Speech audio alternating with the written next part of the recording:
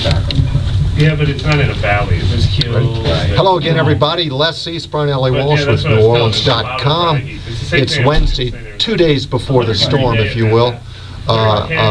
Practice was held in the indoors again today as they get ready for the third exhibition game against the Chargers Friday night, nationally televised on CBS. I guess kind of a nondescript practice from what we could gather, the 30 minutes we were allowed to see. The big news today, of course, is the kind of the unexpected release of special teams captain Troy Evans yesterday, along with 4 other players: Danny Gore, help me out, Tim Duckworth, Rod Harper, and Mark Bradley. And then they also signed a linebacker, free agent linebacker. I believe I can say his name, KC Adiosu. KC Adiosu, Nigerian-born, lives in L.A., played at Central Oklahoma, was with a couple teams last year, the St. Louis Rams, a couple stints, got in 10 games, I believe, and also with the Miami Dolphins on the practice squad. So he's a linebacker who has told us that he's here to help special teams. That's how he will make this club. You want to do one with? Let's go back to Troy Evans. That is the story of the day. An 8-year veteran, had made his mark here as a special teams guy the last 3 years, and was captain the last 2 years. He's going to be missed. Yeah, he will be. He was a key member of the special teams units while he was here. Played a little bit at linebacker. Started, I think, a couple of games last year when Scott Fujita was injured. Just a guy that they really respected as a veteran leader on the team. And so it was not an easy cut for Sean Payton to make, but given that he made it this early in the preseason still, obviously it was clear to him that Troy was not going to be a guy that they were going to count on this year. It gives Troy an opportunity to maybe latch on somewhere else. Sean Payton said it's not linked to the problems they've had with their coverage units on special teams.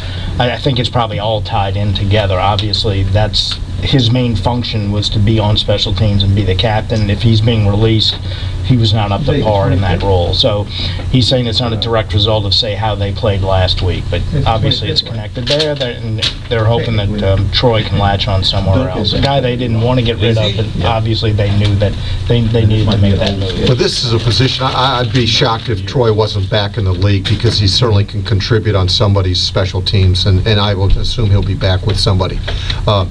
I think it in a sense, though, it does send out a message, though, that they are trying to improve that unit, and that they feel that Troy can't help them on special teams. It's clear, that message is clear, and it should be to everybody else, especially on the team that's trying to make this team bubble player, if you will, at special teams, that, you know what, you better, time is running out for these guys to make a mark with the coaching staff, particularly Greg McMahon on special teams, and to lose a guy of Troy, and it's obvious that he meant a lot to a lot of players on every side of the ball here, on guys that played on all, every facet of the team.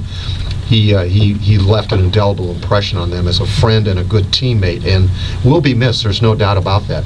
And the real message that it sends is that the way they played special teams last year and the way they've done it in the first 2 preseason games is not something that's going to be tolerated. This guy was the captain of the unit, and they're saying we're 2 weeks away from starting the regular season, and somebody who has not been our captain on special teams is going to be the new captain on the special teams. So they are trying to wipe the slate clean and saying that all those jobs are up for grabs right now. In the next 2 weeks, we're going to find people who can do a better job than the way it's been done here last year and so far in the preseason. We'll see if they're able to do that.